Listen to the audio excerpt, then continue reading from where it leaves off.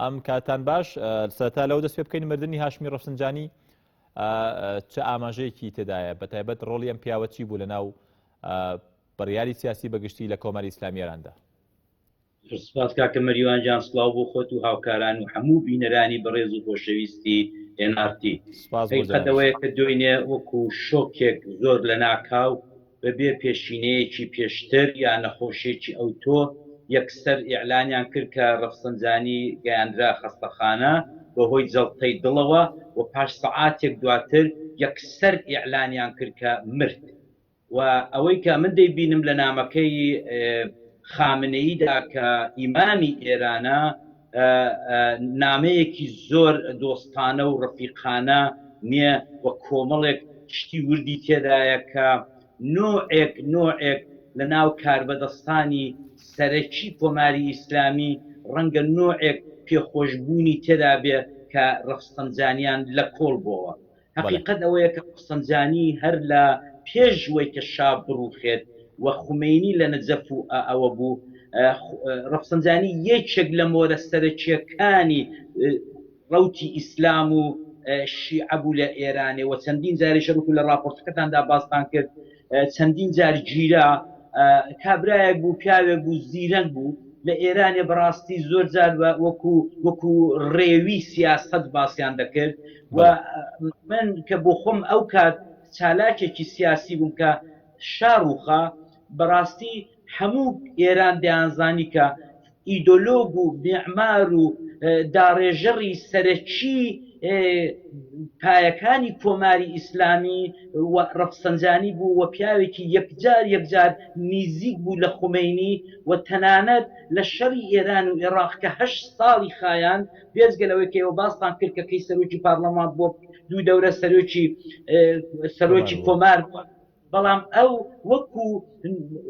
ماڵبات و وەکو نزیکی لە خومینی تأثیراتێکی یەکجار فراوانی هەبوو بەسەر خومینیدا و تەنانەت ئەو جامەژەهرەی کە دوای 8 ساڵ لە شەڕی ئێران و عێراق خومینی وتی دەیخۆمەوە ئەوە بەڕاستی هەموو ئێرانیەک دەزانێت کە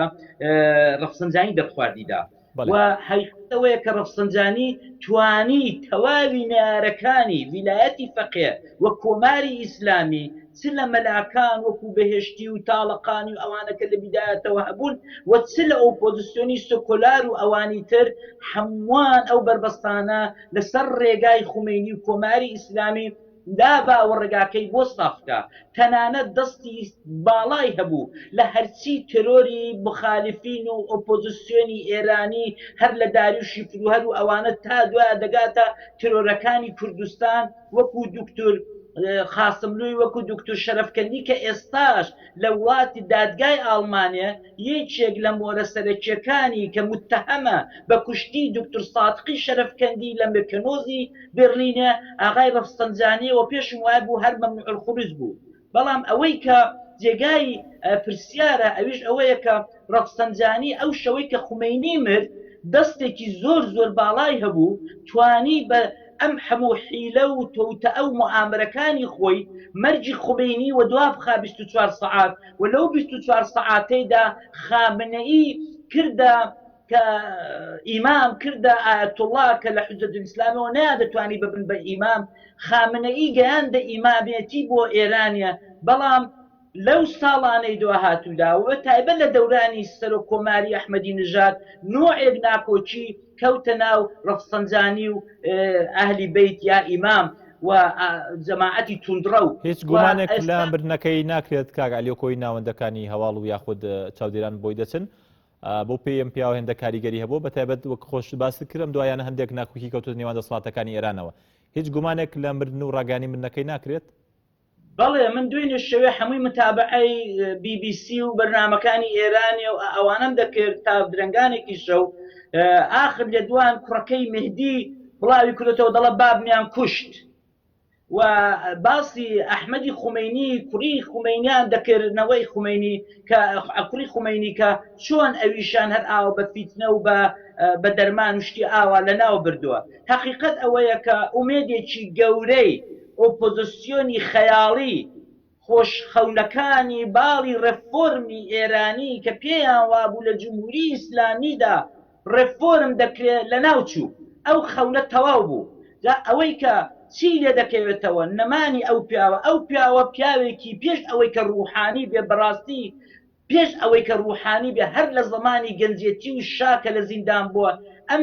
پیاوێکی بیزنسمەن و پارە پەیداکەر بوو حتا خوا حەزکا ئێستا خۆی و منداڵەکانی یەکێک لە دەوڵەمەندە گەورەکانی تەواوی ئێران و دنیان